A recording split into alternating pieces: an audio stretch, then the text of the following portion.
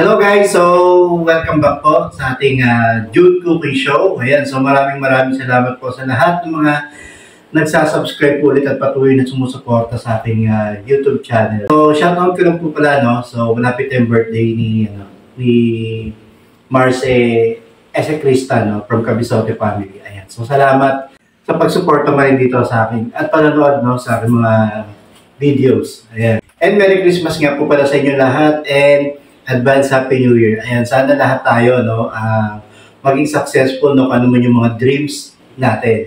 Basta, guys, support nyo ako, huwag nyo kalimutan, no. So, click nyo lang po yung ating subscribe button dyan sa ibaba po. Then, i-like nyo na rin po. Then, comment na rin po kayo, no. Then, kung meron kayong mga suggestion na lulutuin, so, gagawin po natin yan. Okay? And then, ilagay nyo na rin po kung tagasan po kayo para alam natin kung hanggang saan ba nakakaabot itong ating video. Ayan. Okay, so for today's video guys, so lulutuin po natin is magbe-beef pares po tayo. So, nandito po sa harap nyo yung mga ingredients na gagamitin natin. Ayan, so isa-isa po natin siya guys, no? Ayan, so tuturo sa inyo yung step by step kung paano lutuin ito. Okay, so unahin muna natin guys yung mga ingredients natin. Okay, so nandito po yung ating ginger or yung luya po natin. At meron po tayong dito guys, no, garlic. Ayan. So hindi naman po lahat lalagyan sa garlic. Yung iba po dito, ilalagay natin dun sa ating fried rice. And ito po guys, dahon ng sibuyas. Ayan, so ilalagay natin ito sa pares, sa beef pares. Okay, then meron po tayo ditong star anise. And meron tayo ditong onion. Ayan, so meron tayong red and white onion. So mas maganda kasi mas maraming onion dun sa ating beef pares para yung tamis niya sumiksik dun sa laman. Okay, and meron tayong sugar. Ayan, so pambalanse po yan natin. Iba kasi gusto matamis yung beef pares. And meron tayong salt. Yeah, rock salt yan. So kahit yung mga iodized salt, pwede naman yan guys. Okay, then ito naman po yung ating cornstarch. Ayan, so pampalapot po yan yung sabaw ng ating beef pares. At meron tayo ditong hoisin sauce. Ayan, so maganda po ito, no? So nilalagay din talaga sa pares talaga itong hoisin sauce natin. And meron po tayo ditong black pepper. Ayan, so yung black pepper natin. Ayan, so pwede kayong gumamit ng white pepper, pwede rin. At yung ating picuman, na soy sauce din po siya. At yung ating oyster sauce. Ayan, ito yung ating oyster sauce. Then ito naman po yung natin, yung soy sauce lang. So plain lang po siya, Chinese soy sauce. Okay, ayan. At syempre guys, no, yung pinaka-main natin, ito naman po yung ating beef. Okay? So, umpisahan na po natin guys, no, lutuin itong ating beef pares. Okay? So, samahan niyo po ako sa aking pagluluto. Okay guys, so unahin natin itong ating no. So, yung mantika pala, nakalimutan ko doon sa ingredients natin. So, lagay tayo ng mantika. Yan. Magigisa po muna tayo, no, bago natin siya parabutin yung ating baka. Yeah, so, hintayin natin uminit yung mantika natin. Ayan guys, so mainit na yung ating mantika. Lagyan na natin, unahin natin yung ginger natin. Then, lagyan na natin ng konting bawang.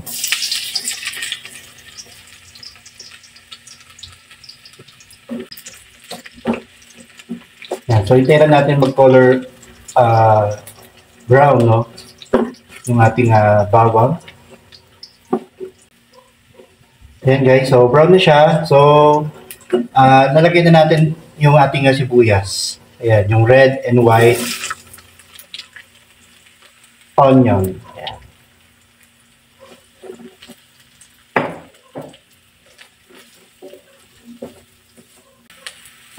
Ayan. So next natin, lalagyan na natin yung ating beef.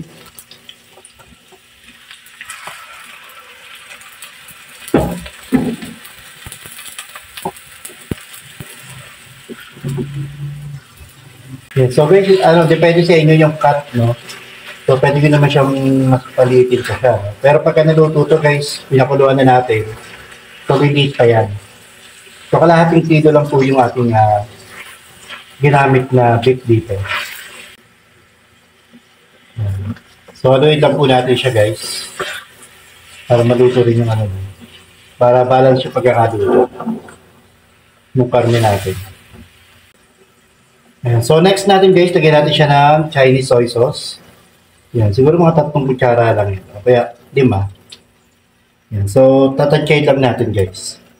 Yan, haluin po natin siya guys.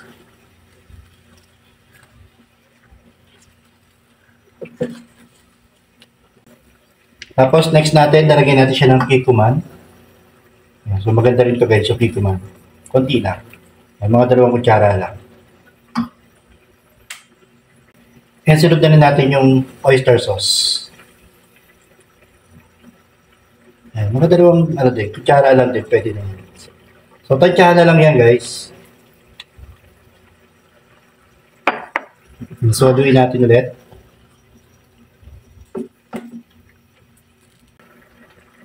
Then, next natin, guys, yung ating hoisin sauce. Ayan, so, lagyan natin mga 3 kutsara.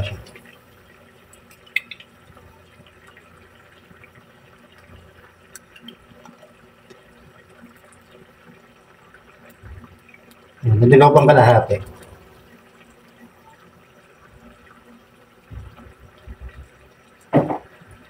Okay, so kaya binasa kutsara.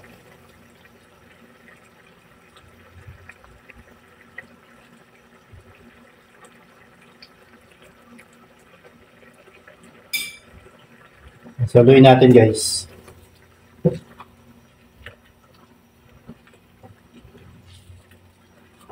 Yan ang bango niya guys.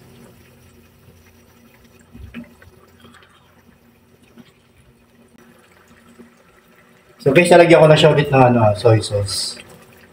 Ang toyo, ayan. So kasi medyo dark yung kulay. Ayan, naluin na natin.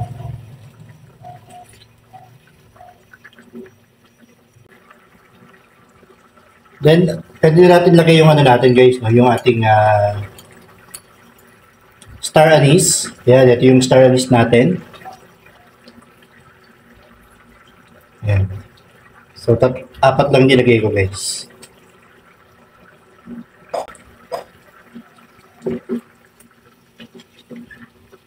So, ito yung magbibigay ng aroma doon sa natin, yung star anise sa Paris.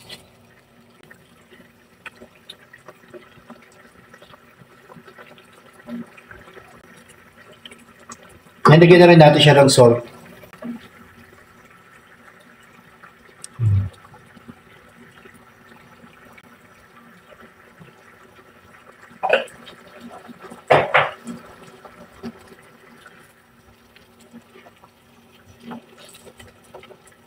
Yan guys. So ngayon, ang gagawin naman natin, no, papakuluan lang natin siya, no, hanggang lumambot yung ating beef. Yan. So hinaan nyo lang po yung apoy guys. Parang gusto ko siyang ilipat dun sa pressure cooker para mabilis. Yan. So ito guys, ilipat ko na siya sa natin, no, sa pressure cooker, no, para mabilis siya lumambot. Lalagyan naman natin siya ng water. Ayan. So ito yung galing, no. So nilagyan ko na siya ng mineral water. So, para di masayang yung sauce. Okay, then sabay na rin natin to guys. Ito, nakalimutan ko rin yung ating beef cube para mas lumasa pa talaga. No? Ayan, so ilagay na natin siya guys. So, para subay na siya doon sa pagkulo niya, matutunaw yung ating beef cube. Okay? Ayan, so papakuluan natin to guys. Tatakpan muna natin to. Pagkakulo niya, mga 15 minutes. Ayan, so i-check natin kung malambot na ba yung baka natin. Okay, so tatakpan mo muna to guys.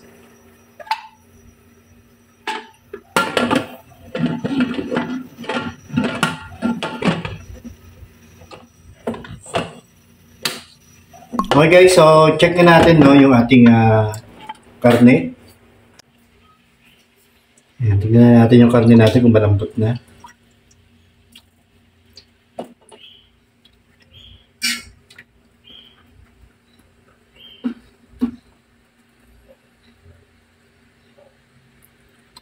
Ayan. Malambot na. Ayan guys, so dito guys, lalagyan na natin siya ng sugar. Ayan, yung red sugar natin.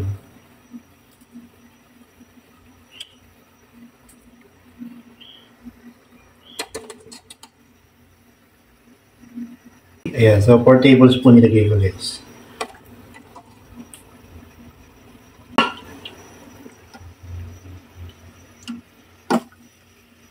Ayan, so halo-haloyin natin guys para matunaw yung ating brown sugar. Ayan, so next na ito guys, lalagyan na natin yung ating slurry, no? Yung cornstarch natin, yung palapot. Ayan, so tansyahan lang natin guys. Ayan, so depende po sa inyo kung gusto nyo mas malapot. So syempre, dadamihan natin. Okay, so dagdagan pa natin.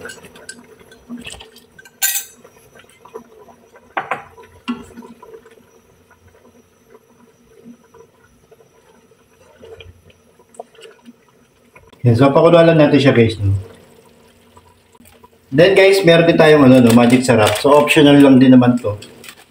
Ayan, kung pwede kayo maglagay o hindi. Pwede naman. Pero ako lalagyan ko siya guys.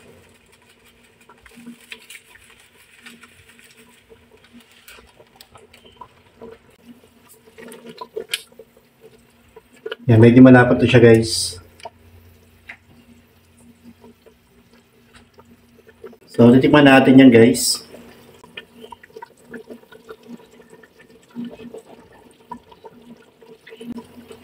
So, konting sugar pa guys. 2 tablespoon. 3 tablespoon yung lagay ko guys para sigurado. So, lalagay lang natin. Okay, tapos lagyan natin siya ng guys, ng paminta.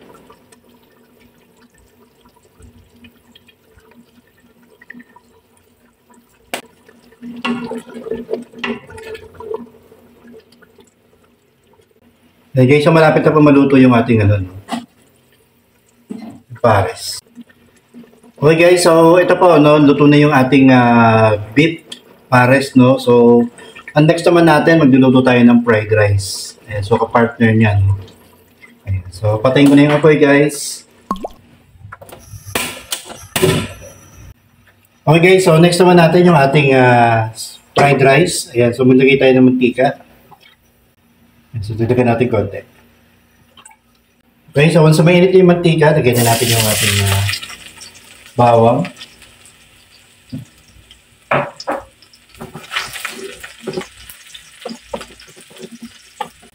Yan, so pag niya guys, no? Yan, so sabay na natin itong ating mixed vegetable na mayroong green peas, carrots, saka yung corn.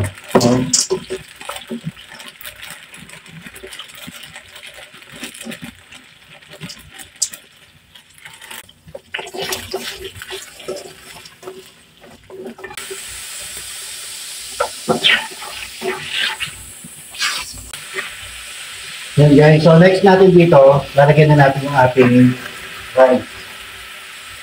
Nagpanin natin guys.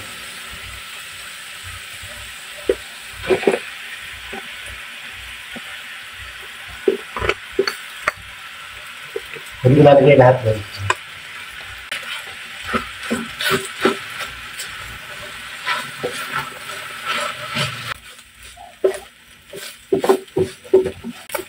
Yan. So next natin guys, lalagay dito yung ating egg.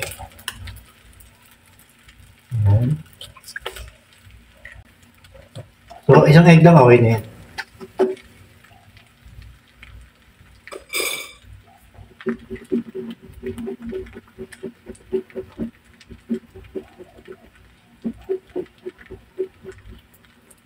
Gagawin na natin guys.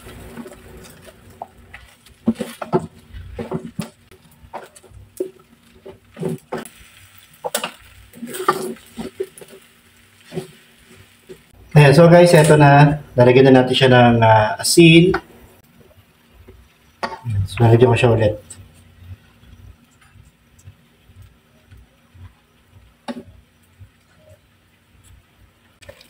Ayan guys, so pwede yung lagyan ng magic syrup. Ayan, so optional din to guys ha. Kung yung naglalagay kayo sa fried rice ng magic syrup, pwede naman.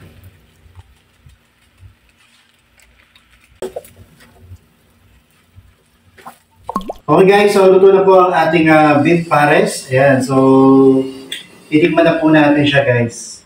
Okay? Ayan. Unahin muna natin, no? Mag-serve tayo ng ating beef pares.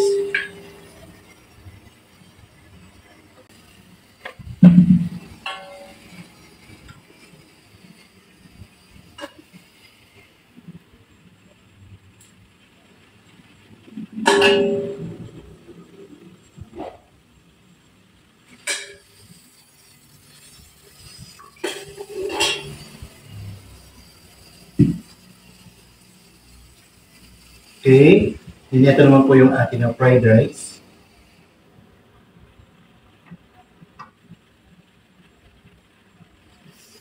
Yan. So, pwede natin ito gawin pang business guys. Diba, garlic rice lang, pwede naman yung partner dyan. So, depende po yan sa inyo guys.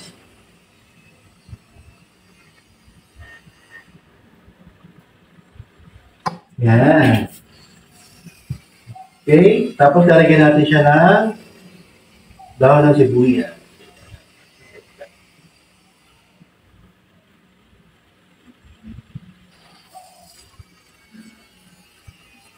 Okay guys, so ito yung ating sinerved beef pares. Yan guys, so titingnan natin itong ating beef pares. Yan, ito samahan nyo guys.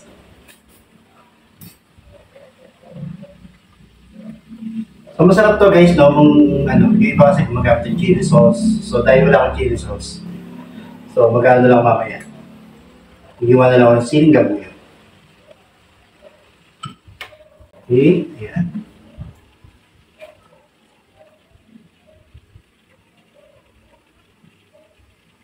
Tignan natin guys. Excited ako.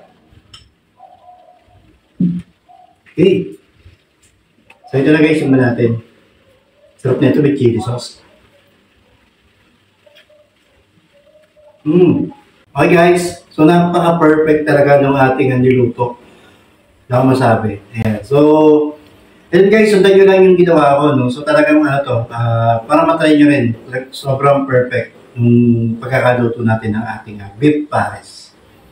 Okay? Doon sa fried rice, pwede rin naman kayong garlic rice lang, pwede naman. Yeah, so optional yan guys. So kaya pwede plain rice. So bagay na bagay yan.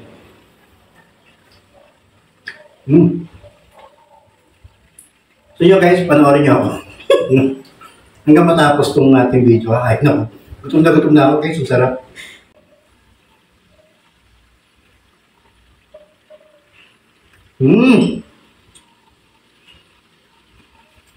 Sarap.